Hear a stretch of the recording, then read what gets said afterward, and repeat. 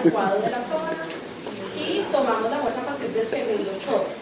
El paciente que no controla esfínteres, posiblemente ustedes han visto en el servicio, lo que es que le ponemos una bolsa recolectora. La bolsa recolectora de orina no tiene evidencia, acuérdense que toca estarla cambiando cada media hora, con toda la dificultad que eso tiene. Entonces la muestra al acecho es dejar al lactante menor, al paciente que no controla esfínteres, sin pañal, pendientes de que orine. Y tan pronto orine, le ponen el frasquito. Entonces se llama muestra al acecho. Evidentemente es más fácil en un hombre, ¿no?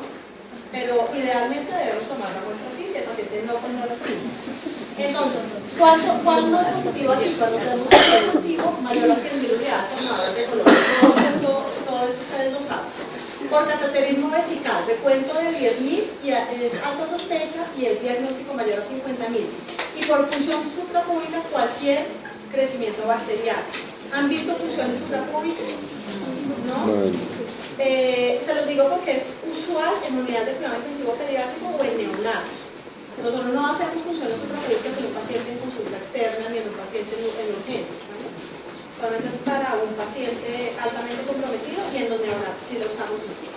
¿Listo? Entonces, ¿cuál es la mejor forma de hacer una muestra de orina por micción espontánea? Muestra al acecho, ¿no? Si el paciente no controla esfínteres, olvídense por favor de la bolsa de recolección. Bueno, en cuanto a la recurrencia, infección del tracto urinario recurrente.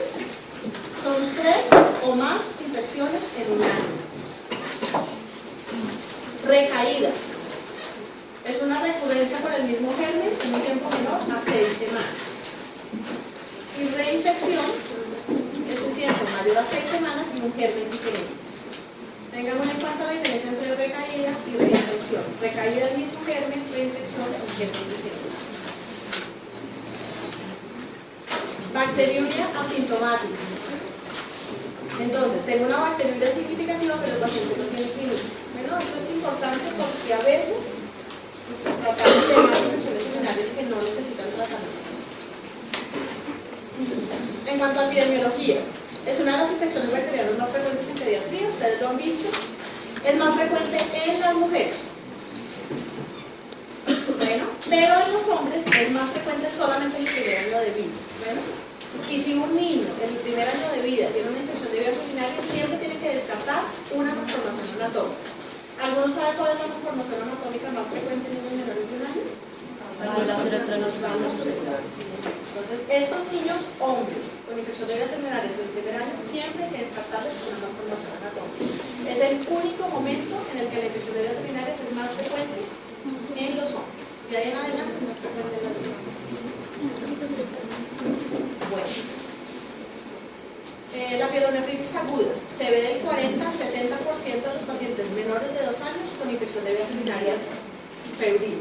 Siempre es muy importante que ustedes digan si la infección urinaria tiene o no tiene compromiso sistémico y posibilidad de compromiso del parénquima renal. Recurrencia. La posibilidad de recurrencia después del primer episodio es del 15 al 20% en el primer año, y si el paciente ha tenido 3 o más episodios, la recurrencia puede ser tan alta como el 75%. Reflujo. Del 30 al 40%, igual niños y niñas menores de 2 años luego de la primera infección urinaria. Y se encuentra del 20 al 25% de los niños con infección del tracto urinario recurrente. Siempre hay que descartar reflujo gastroenteral cuando hay recurrencia de infección de vías urinarias. La recurrencia en los niños es alta y en los niños es baja. Tienen la recurrencia. El 30% de los niños tienen nuevas infecciones al año y el 50% a los 5 años. Mientras que en los niños, miren que la recurrencia solamente es al 20% y desde el primer año los niños tienen pocas recurrencias. Bueno, obviamente siempre y cuando se les haga corrección de su malformación anatómica. Malformaciones obstructivas más frecuentes en los niños, 10%. Y el reflujo es igual de frecuente en ambos sexos, del 30 al 40% de los casos. Aquí está, esto es de la academia, perdón, de las clínicas de Norteamérica, muestra la incidencia de infección del tracto urinario en pediatría.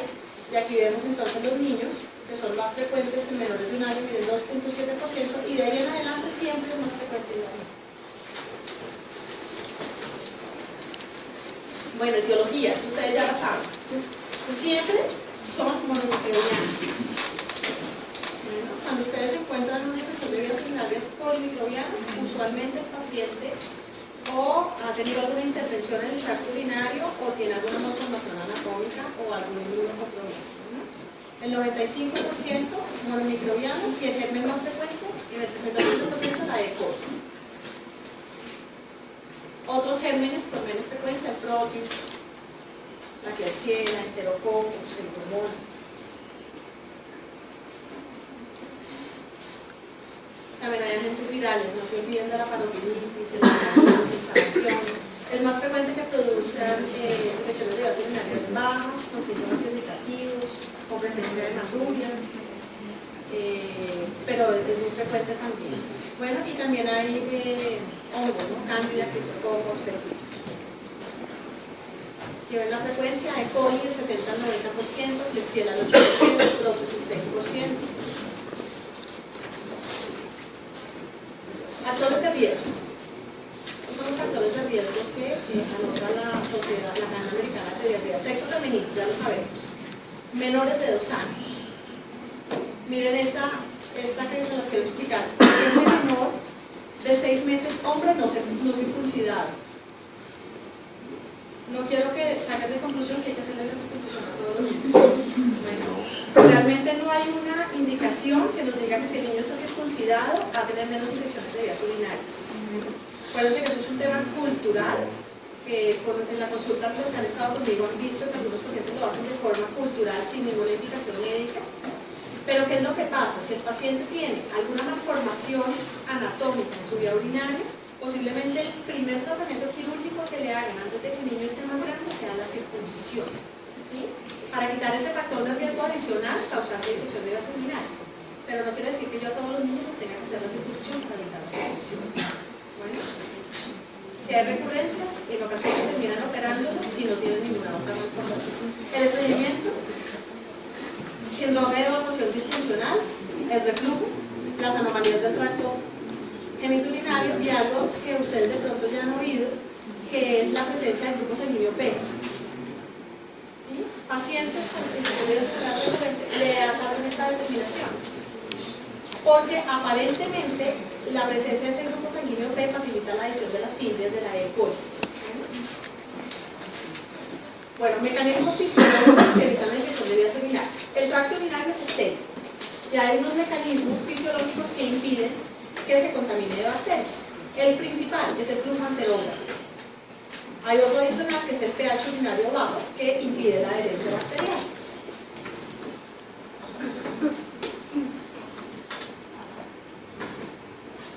Pero adicionalmente tenemos unos factores bacterianos que predisponen a la infección de vías urinarias. Aquí traigo el ejemplo de la E. coli, que es la más frecuente. La E. coli tiene unas cetotoxinas que causan inflamación y adicionalmente tiene el antígeno K que inhibe la fagocitosis. Esto hace que la E. coli pueda unirse por sus fibras a través de la mucosa y empiece a ascender por la uretra, uréteres y parénquima renal. ¿Cuál es la vía más frecuente de infección? La vía ascendente. El ejemplo que les acabo de mostrar. Y es la que usualmente vemos en pacientes inmunocompetentes, en la mayoría de los niños que ustedes han visto. Vía anatómica es otra posibilidad, usualmente en pacientes en unidades de cuidado intensivo, neonatos, etc. La vía linfática a través de recto y colon o las fístulas. Pacientes con fístulas tienen posibilidad de hacer las infecciones urinarias. ¿Cuál es la principal vía? La vía ascendente. Bueno, los síntomas varían con la edad. Lactantes, igual que cualquier patología infecciosa, los síntomas son inespecíficos. ¿Qué los hace ustedes pensar que posiblemente tienen una infección de vías urinarias? La fiebre. Y a veces es el único síntoma. Los papás los llevan al servicio de urgencias porque llevan 2 o 3 días con fiebre y ustedes le hacen un examen físico a este lactante y no encuentran ningún hallazgo que sugiera un foco infeccioso. Y dentro del estudio del síndrome febril sin foco, ustedes siempre tienen la obligación de hacer un parcial de orina para determinar si el paciente tiene infección de vías urinarias. Otros signos y síntomas: vómito, dolor abdominal, irritabilidad, hiporexia, cambios en la coloración de la orina que los papás muchas veces no lo dicen y aumentan la frecuencia de erecciones. Niños mayores ya son capaces de decirnos los síntomas que tienen y ya empiezan a predominar los síntomas irritativos de suria, tonactiuria, urgencia menstrual, etc. Bueno, otra cosa que ustedes han visto muy frecuente es el vómito y el dolor abdominal. menores de 2 años, fiebre elevada sin fondo, alteración del estado general, signo resalto, y como síntomas inespecíficos, vómito, rechazo de alimento, diarrea. En niños mayores, molestias urinarias como disuria, prolactina, tenesmus, orina maloliente y turbo, y dolor abdominal difícil y vómito. Bueno, ahora vamos a ver el diagnóstico. Entonces, acuérdense que hacemos un parcial de orina y un grano de orina sin centrifugar, que simplemente nos van a decir que el parcial de orina y el grano son sugestivos de infección, recordando que el gol está presente. Pero miren cómo va aumentando la sensibilidad y la especificidad si yo empiezo a ver los diferentes parámetros que me da el parcial de orina. Entonces, miren, la estiarasa leucocitaria tiene una sensibilidad promedio del 83% y una especificidad del 70%. Nitritos positivos, aunque es algo específicamente de las bacterias gram negativas, pues la mayoría de las infecciones urinarias son causadas por las bacterias gram negativas. Entonces es muy importante. Sensibilidad promedio del 53% y miren esta especificidad del 98%.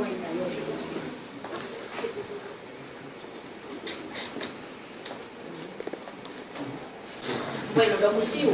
Este cultivo es el gold standard. Ya habrán visto que las unidades formadoras de colegio que debemos tener con cada una. Constitución pública, cualquier crecimiento. Cateterismo vesical instrumental, 50.000 unidades formadoras de colegio. Y acecho o infección espontánea, 100.000 unidades de colegio.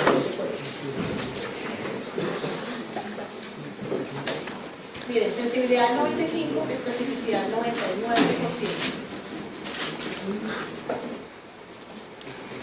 Bueno, entonces, siguiendo con el diagnóstico, no a todos los pacientes les vamos a pedir paraclínicos adicionales.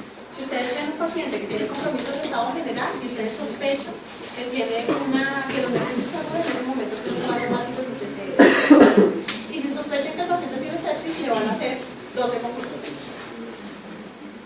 Ecografía renal. ¿A quién le van a hacer ecografía renal? A todos los pacientes que se confirmen una infección de vías urinarias. Entonces, tan pronto que llegue el positivo, le van a hacer la ecografía. ¿La ecografía para qué se hace? Para malformaciones anatómicas. Es posible que les arroje alguna otra información. Es posible que el radiólogo diga que ve signos inflamatorios en el parénquima renal, con lo cual ustedes sospechen que el paciente tiene una pielonefritis, pero la ecografía no se hace para eso. Se hace para las malformaciones renales. Sensibilidad del 77 al 80 y especificidad hasta del 99%. Entonces debe realizarse en los 2 primeros días del paciente. Bueno, hay que descartar abscesos, pielonefritis, uropatía excesiva, etc. Bueno, malformaciones anatómicas y va a valorar el tamaño de los riñones y sus parénquimas. Bueno, pero su función es malformación anatómica. La gamografía renal. Esto cambió hace unos años. Nosotros hacíamos antes la gamografía renal en el episodio agudo para mirar si el paciente tenía pielonefritis uni o bilateral, porque con base de eso definíamos si íbamos a darle profilaxis. Y extendíamos la profilaxis de 6 a 1 año dependiendo si era uni o bilateral. Ustedes ya han visto que eso no se hace. Ningún paciente hospitalizado se le hace una gamografía. La gamografía se hace de forma ambulatoria. ¿Sí? Hemos visto la literatura, hay literatura que dice de 4 a 6 meses, miren lo que yo tengo aquí, de 9, incluso podemos extenderlo hasta el año. ¿Por qué? Porque vamos a ver la presencia de cicatrices renales. Miren la especificidad y la sensibilidad que tiene para lesión crónica o cicatrices, sensibilidad de 85, especificidad de 95%. Entonces ahora, la gamografía de MSA se hace de forma artificial. No lo olviden por favor. Y no hace parte del primer episodio de infección. Miren aquí, hay una cicatriz en uña y en el dedo de izquierda. La cistoletografía friccional. Entonces es el método de elección para ver el reflujo y otras anormalidades anatómicas. Ustedes saben cómo se hace la gamografía, la uretrografía. Entonces a través del pene o de la uretra de la niña se introduce una sonda y se pone un medio de contraste y se dibuja la vía urinaria. Entonces vamos a ver si hay reflujo vesículo ureteral, lo van a estadificar, y adicionalmente vamos a ver si hay alguna malformación anatómica adicional. Divertículo, un ligamento congénito, las valvas, etc. Bueno, en la infección de vías urinarias, como voy a manipular la vía urinaria, pues ya tiene que estar estéril. Entonces la hago después de haber terminado el tratamiento antibiótico con un urocultivo control negativo. Bueno, más o menos de 2 a 3 semanas del evento inicial, sin infección de vías urinarias y con manejo profiláctico previo. Hay dos corrientes, o continuar el tratamiento profiláctico hasta que el paciente termine sus estudios es una opción, o la otra es, yo ya he terminado el tratamiento antibiótico y simplemente unas horas antes de hacerle la cistoletografía le doy el antibiótico. Si ustedes quieren salirse, se pueden salir. Indicadas en ecografía o en una malformación. Bueno.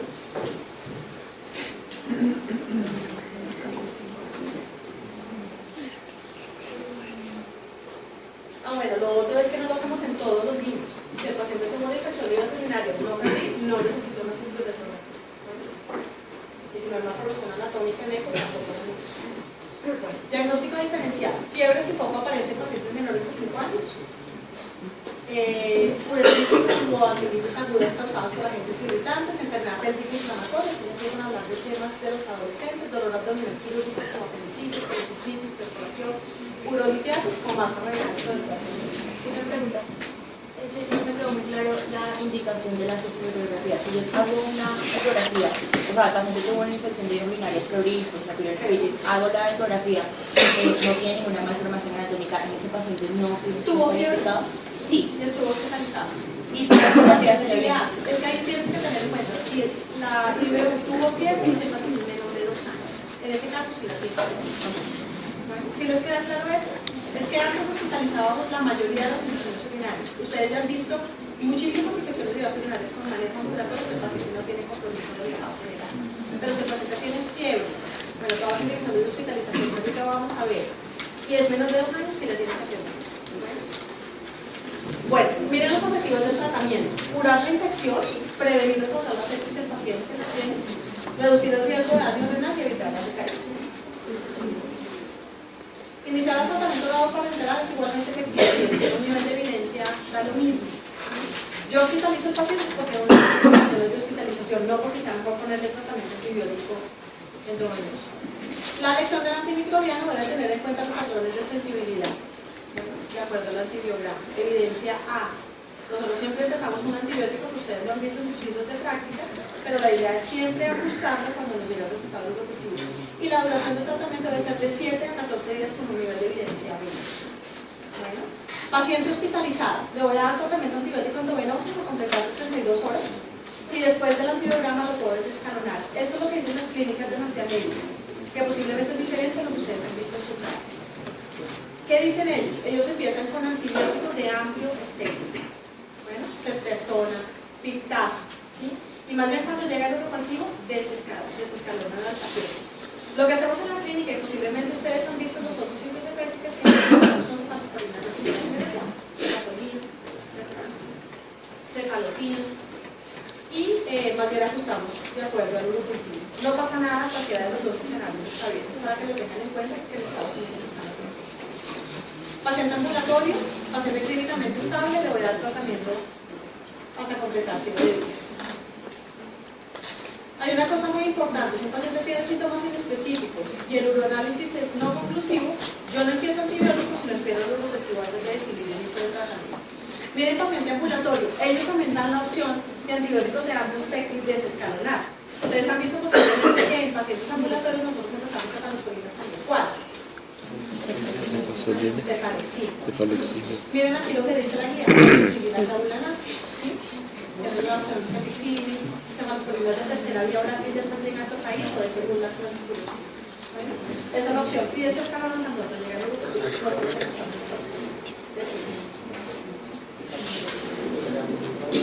Miren estos escenarios: urocultivo negativo y no hay antecedente de tratamiento antibiótico previo durante el urocultivo, que es el paciente con infecciones urinarias.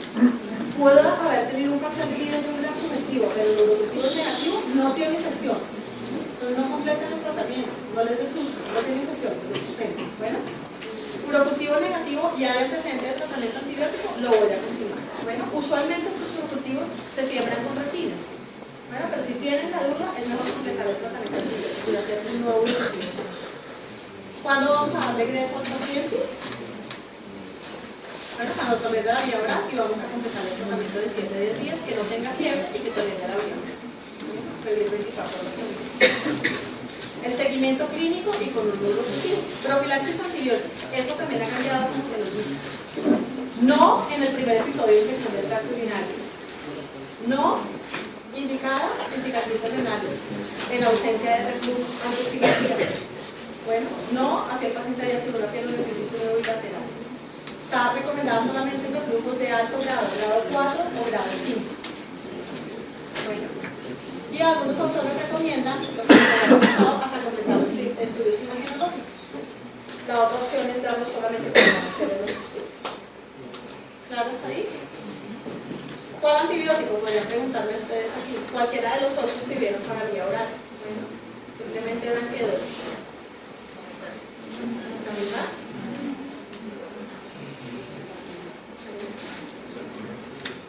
¿Y más allá de dos de una profilaxis?